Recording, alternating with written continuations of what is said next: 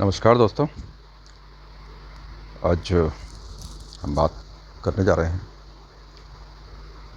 कोविड-19 novel virus के बारे में।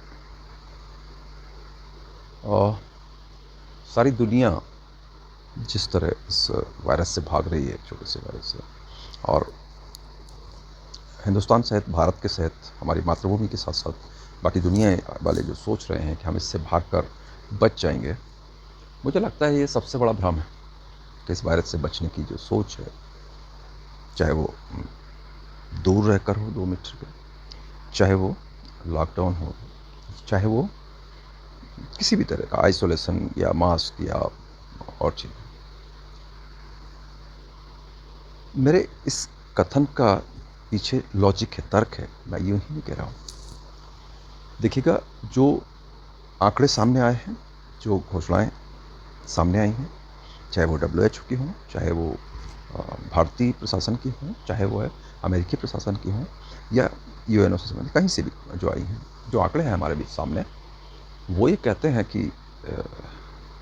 ये जो बचने की जो सोच है, वो भ्रम है, या यूँ कहें कि एक साइकेट्रिक हीलिंग है कि हम दूर रहकर हम बच जा रहे हैं। क्यों?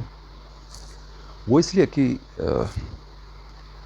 जो हमारे पास में प्रदर्शित आंकड़े हैं, उन पर हम जाते नहीं हैं असल में। हम ना तो हम अपना गणित का उपयोग कर रहे हैं, ना हम आपका विज्ञान का उपयोग कर रहे हैं, उन आंकड़ों का उपयोग कर रहे हैं, उन तथ्यों का उपयोग कर रहे हैं जो कि सामने हैं। कुछ चीज़ें बड़ी भ्रामक हैं और कुछ चीज़ें बड़ी ये कहें कि बेतुकी सी हैं जो हो रही। पहली बात, जो डब्ल्यूएचओ प्लस अन्य स्वास्थ्य संगठन हैं, उनके आंकड़े ये बताते हैं कि जो लोगों का टेस्ट हो रहा है, उसमें अमूमन जैसा भारत में है, हिंदुस्तान में है, 10% के लगभग पॉजिटिव निकल रहे हैं और बाकी दुनिया में थोड़ा-सा उसका परसेंटेज कम है। और उसकी वजह ये है कि हमारा भारत में अभी तक आबादी का 1% ही हम टेस्ट कर पाए हैं। बाकी जो विकसित देश हैं, जो अपने जहाँ की बात हो रही है, जो हिंदुस्तान से आंकड़ों में आगे हैं और जो भारत तीसरे नंबर पे है, उन देशों में जनसंख्या कम है। इसके बाद में भी वो लोग अपनी जनसंख्या का कोई 20%, कोई 30%, कोई उससे ऊपर उतना टेस्ट कर चुके हैं। और उसके बाद में उतने लोगों के टेस्ट के बाद में, मीन्स क्रोर्स ऑफ पीपल के टेस्ट के बाद में, वो लोग उस फिगर पर पहुँचे जो हमारे देश के फिगर से आगे है। एक तो ये बात है कि जो हमारा जो अभी वर्तमान में हम लोग अभी देख रहे हैं कि प्रतिदिन संख्या बढ़ते जा रही है, तो ये बढ़ नहीं रही है, वास्तव में डिटेक्ट हो रही है, यानी कि वो निकल के आ रही है वो संख्या, जो कि संक्रमित हमारे सामने आ रहा है। इससे पहले हम लोग उतने टेस्ट नहीं कर रहे थे, तो हम लोगों के पास उतने रिजल्ट नहीं आ रहे थे, उतने लोग संक्रमित नहीं पाए जा रहे थे। एक तो ये बात है। दूसरी बात ये है कि पूरी दुनिया में एक चीज़ बिल्कुल सामान्य पाई गई है, वो ये है कि जितने लोग संक्रमित पाए जा रहे हैं, जो लोग इन्फेक्टेड हैं, उनमें से 80% वो हैं जिनको किसी तरह के कोई लक्षण नहीं थे कोरोना के, और इसके बाद में भी उनमें कोरोना पाया गया और वो संक्रमित पाए गए और उनको सामान्य उपचार के बाद में, प्राथमिक उपचार के बाद में वो सभी ठीक भी हो गए। तो ये जो डर है एकदम ऐसा कि कोरोना हो गया तो मर जाएँगे और कोरोना हम दूर रहेंगे तो बच जाएँगे। मैं सिर्फ़ इसी एक फ़िगर की बात करूँ कि 100 में से 80 लोगों को ये पता भी नहीं लग रहा है कि उन्हें कोरोना है। तो ये जो 100 में से 80 लोग जिनकी बात हो रही है, वो सोसाइटी में कहाँ-कहाँ नहीं फैले होंगे, जिनको खुद को नहीं पता है कि उन्हें कोरोना है, और वो अगर इस इन बिटवीन जब वो इन्फेक्ट हुए, इन बिटवीन उनका टेस्ट हो गया, उसके बीच में जब वो संक्रमित हुए, उसके बीच में उनका टेस्ट हो गया, तो टेस्ट में वो पॉज़िटिव पाए गए, इसलिए पता लगा कि ये लोग जो है पॉज़िटिव थे और इनको पता नहीं था। इसमें वो अधिकारी, कर्मचारी, स्वास्थ्यकर्मी सब शामिल हैं जिनका कि टेस्ट रैंडम होते रहना है, रेगुलर एक इंटरवल पे होते रहना है, उसमें वो लोग हैं जो आवश्यक सेवाओं से जुड़े हुए हैं दुनिया भर में। स्वास्थ्य सुरक्षा और आवश्यक सेवाएँ, बिजली, पानी, आपका बैंकिंग, ये बहुत सारी ऐसी सेवाएँ हैं जिनसे लोग जुड़े हुए हैं और आवश्यक सेवाओं में सम्मिलित, रेलवे, ट्रांसपोर्ट, अपना ये सब जो है। तो उसमें वो लोग हैं जिनका कि रैंडम टेस्टिंग होनी है, या मतलब उनको एक रूटीन में टेस्टिंग होनी है, और उस टेस्टिंग में वो लोग 80% वो लोग हैं जिनको पता भी नहीं है कुछ, उनको किसी तरह का कोई तकलीफ नहीं, किसी तरह की कोई जानकारी, कोई शक नहीं, कोई संदेह नहीं, इसके बाद में भी वो लोग पॉज़िटिव पाए गए। तो जो लोग ऐसे समाज में भी रह रहे हों सामान्य रूप से, जिनको 80% वो हो सकते हैं जो काम कर रहे हैं और उनको नहीं पता है, तो 80% समाज में वो भी तो हो सकते हैं कि जो घरों में रह रहे हैं और उनको पता नहीं है कि वो अपने संक्रमित हो चुके हैं, और संक्रमित होने के बाद में ठीक भी हो गए। ऐसे लोग ठीक भी हो जा रहे हैं। हो सकता है उसमें मैं भी शामिल हूँ, हो सकता है मेरे अड़ोसी-पड़ोसी भी शामिल हों। और मैं मेरे पड़ोस की बात आई तो अभी-अभी आज सुबह मेरे पड़ोसी पॉज़िटिव पाए गए, और वो व्यक्ति मेरे से लगभग मिलना-जुलना हमारा रहता है और काफ़ी बातचीत होती रहती है, दीवार के उस पार से भी और वैसे भी। तो फ़ोन पे वगैरह-वगैरह भी। तो कई बार साथ चाय पीते रहते हैं हम लोग। तो कोई ऐसी ख़ास बात हमारे लिए नहीं लगती थी कि हम लोग जो है उसमें हमको दूरी बनाना ठीक है, 2 मीटर की दूरी पे ही बात होती है सबसे आजकल। कोई भी अपने किसी के करीब आके, वैसे भी सामान्य हम लोग का जो कल्चर है उसमें कोई किसी के बहुत गले मिल के या अपना ऐसा कोई वो नहीं करके बात कर रहा होता है कि मुँह से मुँह लगा के बात कर रहा हूँ, वो तो नहीं होता है। हम लोग पहले से ही दूर से बात करने वालों में से हैं, हमारी संस्कृति वैसी है। और ये सही बहुत बड़ा कारण है कि हम लोग अधिक प्रभावित नहीं हैं। केवल संस्कृति इस मामले में ही नहीं, हमारा जो रहन-सहन, खान-पान है उसमें हमारे भारतीय संस्कृति में वो ऐसा है कि जो हम जिन चीज़ों को हम लोग हमारे घरेलू किचन में हम लोग मसालों के रूप में इस्तेमाल करते हैं, हम लोग जो जिस तरह के पेय हम लोग गर्म और ठंडे हम लोग लेते हैं, तो ठंडे तो ठीक है, गर्म जो हम लेते हैं जिस तरह के पेय वो स्वास्थ्यकर हैं और वो इम्यूनिटी बूस्टर हैं अधिकांश पेय। इसीलिए हम लोग जो है सुरक्षित हैं। और भारतीय उपमहाद्वीप की बात करूँ, केवल भारत की नहीं, तो यहाँ पे अधिकांश जगह पे उस तरह की चीज़ें प्रचलित हैं जो यहाँ पे की भूमि में प्रचलित हैं पहले से, आज़ादी के पहले से लगभग। जैसे चाय है, जैसे सुबह का अपना काढ़ा है, जो चाय कुछ लोग चाय को ब्लैक टी पीते हैं, उसमें बहुत कुछ डाल के पी रहे होते हैं। तुलसी यहाँ घर-घर में पी जाती है, तुलसी का प्रसाद हुआ करता है हिंदुस्तानी अपने जो हिंदू लोगों के यहाँ पे, तो तुलसी जो है उनके लिए एडवांटेज, जिसे सारी दुनिया आज मान रही है। और आपका काली मिर्च है, मसालों में होती है, आपका दालचीनी है, मसालों में होती है, आपका अदरक है तो वो रूटीन में चलता ही है, जो हमारे मॉर्निंग का जो काढ़ा चाय वगैरह जिसमें भी हम लोग डालते हैं तो वो होता है। कुछ लोग दूध वाली चाय पीते हैं, अधिकांश लोग बिना दूध वाली चाय पीते हैं। तो जो दूध वाली और बिना दूध वाली के चाय जैसी चाय हो, उसमें लौंग है, इलायची है, ये सब चाय में डाला करते हैं अलग-अलग लोग। हम तो कम से कम पिछले 4-5 साल से ये सारी चीज़ें जिनके मैंने नाम लिए, लगभग सारी चीज़ें हमारी चाय में हुआ करती हैं, सुबह की चाय में। और अभी कुछ दिनों से मैंने सुबह की चाय जो है वो बिना दूध वाली ब्लैक टी शुरू कर रखी है, और उससे मैं देख रहा हूँ कि मेरे को उससे अधिक अच्छा महसूस हो रहा है। मैं अधिक एनर्जिक महसूस करता हूँ सुबह की चाय में दूध को हटाने के बाद। बाकी मैं दूध लेता हूँ, ऐसा नहीं कि मैं दूध को मैं छोड़ दिया हूँ, दूध में बराबर लेता हूँ, लेकिन सुबह की चाय में नहीं लेता हूँ। और वो ऐसी अनेक चीज़ें हैं जो इस हमारे इस कल्चर में शामिल हैं। तो मैं ये कह रहा हूँ कि जहाँ पे 100 में से 80 लोग जो ऐसे हैं जिनको कि पता नहीं है, ये हमारा आंकड़े निकल के आ रहे हैं। वैज्ञानिक आंकड़े हैं जो ये कह रहे हैं, एक तार्किक आंकड़े हैं जो ये कह रहे हैं कि जो लोग संक्रमित पाए गए उसमें से 80 ऐसे हैं जिनमें किसी तरह के कोई लक्षण नहीं थे, और केवल सावधानी के लिए टेस्ट किए जाने पर उनमें कोरोना के संक्रमण पाए गए। यही बात सेम यही की यही बात मेरे पड़ोसी के ऊपर लागू होती है। उनके परिजन अपने आवश्यक सेवाओं से जुड़े हुए हैं, तो चूँकि उनके जो कार्यालय में टेस्ट हुए, तो उसके साथ-साथ में इनकी उपस्थिति भी वहाँ पे थी। परिजनों को भी ऐसा लगा, एक बार बुला लिया गया था, तो उसमें से उनको भी टेस्ट किया गया। इनको टेस्ट किया गया, पॉज़िटिव निकले, उनको किसी तरह का कोई लक्षण नहीं था, कोई तकलीफ़ नहीं थी, सामान्य अपने जी रहे थे, लेकिन इसके बाद में वो पॉज़िटिव पाए गए। तो मुझे या उनको या किसी को भी ये संदेह नहीं हो सकता कि उन्हें कोई अपना संक्रमण हो सकता है। जब उनके साथ ये बात हो सकती है, तो ये बात किसी के भी साथ हो सकती है, जिनके साथ हम बैठ-उठ मेल-जोल कर रहे हैं, या जिनसे हम मिलते-जुलते रहते हैं, या जिनसे हम सामान खरीद रहे हैं, जिनको हम सामान बेच रहे हैं। उनमें से कोई भी जो हमारे सेवाएँ जिनको हम दे रहे हैं, जिनसे हम ले रहे हैं, इनमें से कोई भी ऐसे हो सकते हैं जिनको खुद को भी नहीं पता है कि वो कहीं से संक्रमित हो चुके हैं। तो ऐसी स्थिति में ये जो है केवल एक भ्रम है कि हम दूर रह के बच जाएँगे। और दूर किससे? सबसे दूर की बात अगर है तो आपका बच्चे हैं, खेलने जाते ही हैं, आपका जो सामान है खरीदते ही हैं। कितना भी सैनिटाइज़ करने के बाद, कितना भी कुछ करने के बाद में, अगर एयरोसोल की बात है, छोड़ भी दीजिएगा कि एयर में एयरोसोल पे क्यों नहीं जा पा रहे, या एयर में आप वायरस क्यों नहीं देख पा रहे, उसका कारण ये है कि आप लैब में बैठ के ज़ीरो बैक्टीरिया वाले एरिया में आप उसकी कल्पना कर रहे हैं कि वायरस कैसा बिहेव करेगा एयर में। आप ग्राउंड के हिसाब से सोचिएगा, जहाँ पे एयर फ्लो होता है, जहाँ पे डस्ट पार्टिकल्स होते हैं, जहाँ पे पॉल्यूशन इतना है, कुछ शहरों में, अधिकतर शहरों में है हिंदुस्तान के, भारत के, कि वहाँ पॉल्यूशन इतना है कि वहाँ डस्ट पार्टिकल्स एयर में अच्छे खासे होते हैं, और हम उन डस्ट पार्टिकल्स से पहले से ही हम परेशान हैं। वो डस्ट पार्टिकल्स जो हैं वो उस वायरस के साइज़ से बड़े हैं जो एयर में स्थायी रूप से रहते हैं। जब उतने बड़े डस्ट पार्टिकल्स एयर में मिले हुए और हमको पता नहीं है, और वायरस उन पार्टिकल्स से भी छोटा है, तो वो क्यों नहीं रहेगा? उन डस्ट पार्टिकल्स पर भी रह सकता है वो तो, उड़ते हुए। तो एयर में बिल्कुल रह सकता है। अधिकांश जो आपके मिथ बस्टर्स हैं, वो मुझे ऐसा लगता है कि मिथ बूस्टर्स हैं। उनमें शुरू दिन से ये बात मैं कहते आ रहा हूँ कि मिथ जो बस्टर हैं, उनके तमाम संस्थाओं के जो हैं, वो इस तरह के भ्रामक हैं कि उस पे कुछ अपना कई बार ऐसा लगता है कि वो जानकारी सिर्फ इस तरह दे रहे हैं कि आप इससे बिल्कुल आप निश्चिंत रहें, इससे निश्चिंत रहें, इससे निश्चिंत रहें, आप पेट से निश्चिंत रहें, आप मच्छर से निश्चिंत रहें, आप मक्खी से निश्चिंत रहें। आप तो ऐसा लगता है कि जैसे फैलाने की कोशिश हो रही है कि आप इनसे निश्चिंत रहें। अगर किसी भी सरफेस पे जो वायरस रह सकता है, तो वो इन जीव जंतुओं की बॉडी जो खुद एक सरफेस है, उस पे क्यों नहीं रह सकता? जब हमारे हाथ पे आके और मुंह में जा सकता है, हमारे हाथ से लग के, हमारे दूसरे के सामान से लग के हाथ में, और हाथ से लग के कहीं अपने मुंह, आँख, नाक में जा सकता है, तो वो दूसरी किसी भी सरफेस से जा सकता है।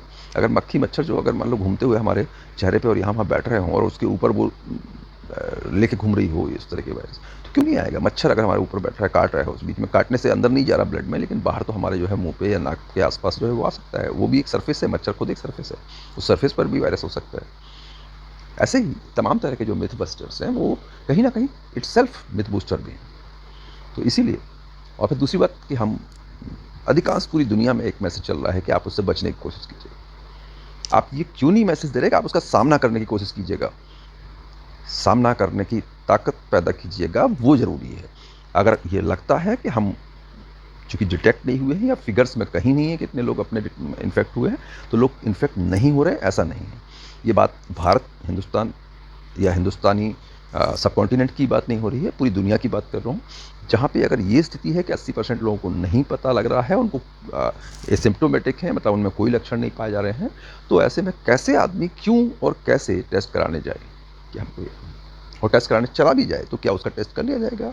किसी भी देश में सभी जगह ये है कि जहाँ जिनको पहले ज़रूरत है उनको पहले करिए। तो अधिकांश लोग समाज में ऐसे बहुत सारे पूरी दुनिया में हो सकते हैं जो इन्फेक्टेड हैं और किसी को नहीं पता, उनको खुद भी नहीं पता, किसी को भी नहीं पता। वो लोग हैं जिनका इम्यूनिटी स्ट्रॉन्ग है, इसलिए उनको नहीं पता लग रहा है। और वैसे लोगों में बहुत सारे हो सकते हैं, मैं भी हो सकता हूँ, और मैं इन्फेक्टेड में भी हो सकता हूँ, आप भी हो सकते हैं कि आप सेफ हों और आप इन्फेक्टेड में भी हो सकते हैं, और आपको पता ही नहीं होगा आप इन्फेक्टेड हैं। तो आप घबराने की बात नहीं है। जो 80% लोगों को अगर पता भी नहीं लग रहा और ठीक भी हो जा रहे हैं, तो उसमें आप क्यों नहीं हो सकते, हम क्यों नहीं हो सकते? हम भी उन्हीं में हैं। तो इससे डरने, घबराने अलग चीज़ है, और सावधानी रखना अलग चीज़ है।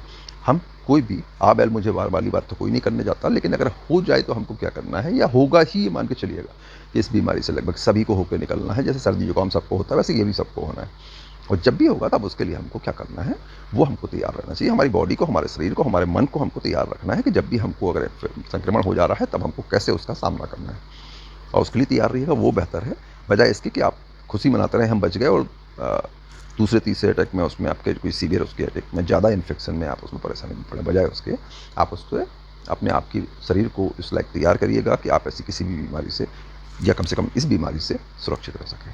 अभी के लिए इतना ही, और बहुत कुछ है इस पे कहने को। नेक्स्ट एपिसोड में मैं ज़रूर बात करूँगा आपके सामने, और अभी के लिए नमस्कार। नमस्कार दोस्तों। अभी जो हम देश दुनिया का हाल देख रहे हैं, ये असामान्य तो है, ये तो हर कोई मानेगा। ये जो महामारी है, अनायास कूद पड़ी है कि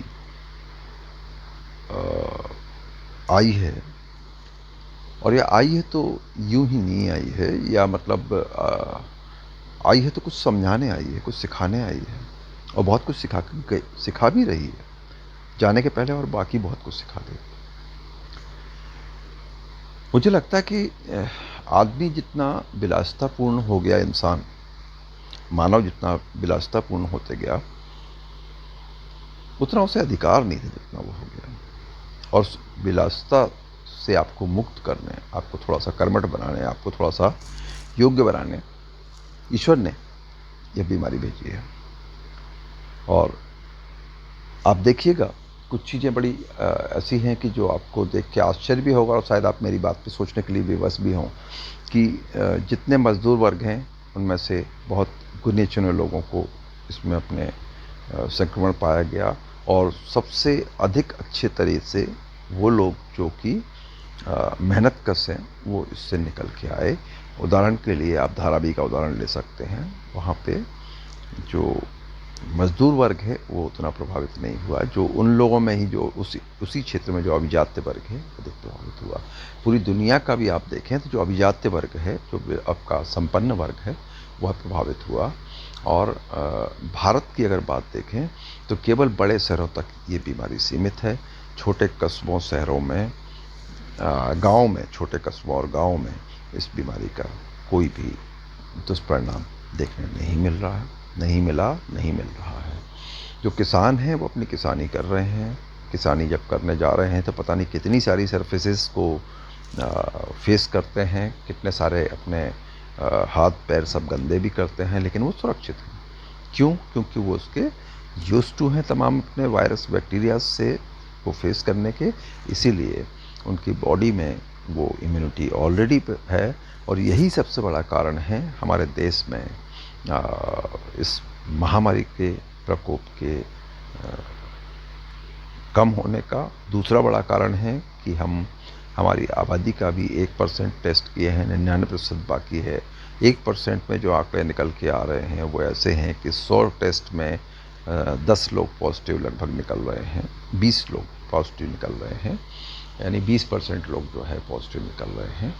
तो जब अगर ये जो बाकी देश की अगर वो लोग जो पॉजिटिव निकल रहे हैं उसमें से जो नेगेटिव निकल रहे हैं 80%, उनके भी दोबारा टेस्ट में कई लोग पॉजिटिव निकल आ रहे हैं। उसका कारण ये है कि इस बीमारी का असर 1-2 घंटे में सीधे सामने नहीं आता है।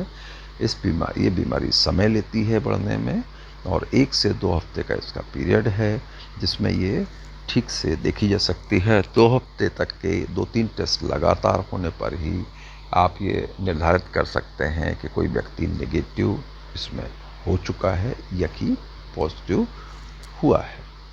तो ये जो हमारा टेस्टिंग है वो भी कहीं ना कहीं जिम्मेदार है कि हमको नहीं पता लग पा रहा कितने लोग अपने वास्तव में संक्रमित हैं। और दूसरी बात यह है कि वह संक्रमित जो लोग हैं वो केवल उसमें से 10% लोगों को ही अस्पताल तक जाने की ज़रूरत पड़ रही है, बाकी प्राथमिक उपचार से घर ही ठीक हो जा रहे हैं। तो इससे इतना डरें नहीं, इतना घबराएं नहीं, सावधानी रखें और इसका सामना करने तैयार रहें। जैसे सर्दी जुकाम जैसी बीमारी का आज तक कोई इलाज नहीं है और इसके बाद में वो होते आ रही है लगातार। उससे निमोनिया कुछ लोगों को, गिने चुने लोगों को होता है, बाकी लोगों को आके चली जाती है। ये भी सर्दी जुकाम जैसा एक अपने बीमारी है जिसमें कि आपको निमोनिया होने की संभावना ज़्यादा है अगर आप उसका इलाज समय रहते ना करेंगे तो। और अगर उसमें आपको जैसे सांस वास लेने में तकलीफ़ होने लगे या कोई भी ऐसी चीज़ है, उस स्थिति तक पहुंचने से पहले ही आप अपना उसके लिए सावधानी रखें, इलाज करें और इसका सामना करने तैयार रहें। इससे भागने से कोई फ़ायदा नहीं होगा। ये सबको इस बीमारी को फेस करना है, ये मान के चलिएगा। मेरा टेस्ट अभी होने में है, चूँकि पड़ोसी को है और उनसे हमारा मिलना जुलना है, हम फर्स्ट कॉन्टैक्ट्स में से लगभग हैं, फर्स्ट सेकंड कॉन्टैक्ट्स में से हैं, सो दैट हमारा भी अभी टेस्टिंग शायद सुबह हो जाएगी। पॉजिटिव या नेगेटिव जो भी निकलें उससे बहुत ज़्यादा मैं चिंतित नहीं हूँ। मुझे लगता है कि मैं एक कर्मठ व्यक्ति हूँ और मेरी उम्र से भी मुझे उतना डर नहीं है। मुझे लगता है कि मैं उससे सुरक्षित ही रहने वाला हूँ। बाकी ईश्वर की मर्जी है। मैं ईश्वर में असीम श्रद्धा रखता हूँ, असीम विश्वास रखता हूँ और मेरा ये सभी को मैसेज है कि इसका सामना करने तैयार रहें बजाय इससे भागने के। भागने से भी कुछ नहीं होगा। हमको अगर ऐसी कोई इसका अपना जब भी अगर संक्रमण मुझे लगता है कि 100% लोगों को झेलना है और उस संक्रमण से जब भी सामना हो तब उसके लिए मानसिक रूप से तैयार रहें, सशक्त रहें, आप मेंटली मुझसे ज़्यादा रहें। आप मान के चलें कि आपको उससे कोई तकलीफ़ नहीं होगी। वैसे भी 80% लोगों को कोई तकलीफ़ नहीं हो रही है, तो आप होने से न डरें और होने पर उसका सामना करें, वो ज़्यादा अच्छा है। मानसिक रूप से तैयार रहें कि इस बीमारी को हमको फेस करना है। टीका आने में भी टाइम लगेगा, वैक्सीन आने में। अभी ट्रायल पे जो हम लोग के इसके नॉर्म्स हैं, ग्लोबल नॉर्म्स हैं वैक्सीनेशन के, वैक्सीन के, उनको तैयार होने में टाइम लगेगा। इसीलिए आप अपने आप को खुद ही तैयार रखें कि हम उसका सामना करेंगे। और जैसे ही ज़रा सा भी कुछ भी तकलीफ़ होती है, तुरंत डॉक्टरी सहायता, स्वास्थ्य सहायता लें। दैनिक उपयोग में इम्यूनिटी बूस्टर्स जो आपके पास में, आपकी जानकारी में, आपके विश्वास में जिन पे हों, उनको लेते रहें। यही मेरा कहना है। हो सकता है कि मैं आपको अभी बहुत दिन तक और मैसेजेस पर ना दे पाऊँ, लेकिन मैं बिल्कुल स्वस्थ महसूस कर रहा हूँ, मुझे किसी तरह का कष्ट नहीं है। और अभी टेस्ट सैंपल सभी लिए जाएंगे। सैंपल्स के बाद में हो सकता है कि पॉजिटिव हों, और उसकी स्थिति में मुझे ये भी हो सकता है कि मुझे एडमिट होना पड़े। लेकिन मैं ये कहूँगा कि मैं सारी उन परेशानियों से निकल के आने वाला हूँ। अगर मुझे फेस करना पड़ा तो मैं हॉस्पिटल जाने के बजाय घर रहना पसंद करूँगा। मैं अपना मानसिक रूप से और शारीरिक रूप से इतना स्वस्थ हूँ कि मुझे नहीं लगता है कि मैं उससे कोई परेशानी बहुत बड़ी उठाने वाला हूँ, कोई बहुत बड़ी हानि उठाने वाला हूँ। एक अपना जैसे और तमाम इन्फेक्शंस हैं, ये भी एक इन्फेक्शन है, उससे मैं निकल के आने वाला हूँ। तो तब तक के लिए नमस्कार, और सशक्त रहिए मानसिक रूप से, कि आप भी पूरी ताकत से जिस दिन भी सामना करेंगे, पूरी ताकत से करेंगे, बिना डर के, और इसको हरा के निकलेंगे। नमस्कार।